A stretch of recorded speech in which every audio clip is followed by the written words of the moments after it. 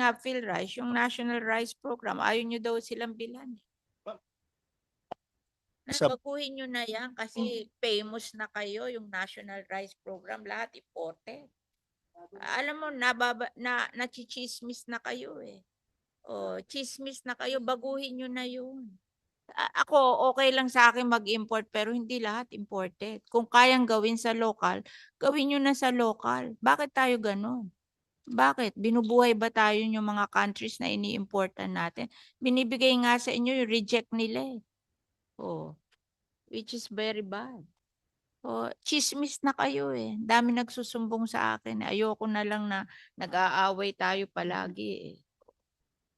Kasi yung nagagawa ng organic fertilizer sa Philippines for rice, nagsusumbong sa akin na ayaw nyo bilhan. Tapos yung nagawa ng hybrid seedling sa Philippines, ayaw nyo rin.